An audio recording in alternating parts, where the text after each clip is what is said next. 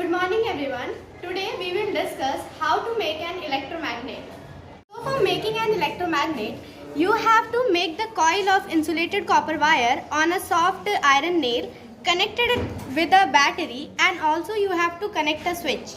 As we studied, this coiling of copper wire acts as a solenoid, while placing a soft iron nail, it will act as an electromagnet.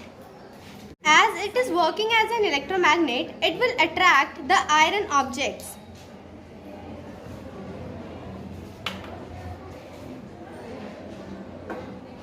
Wow, it's great. So we can make an electromagnet at our home as well.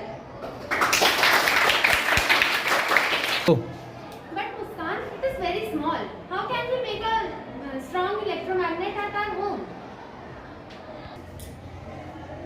Good question, Himanshi. So we can make a strong electromagnet by increasing the number of turns or by increasing the supply of current in the circuit. So that's it for today. Thank you.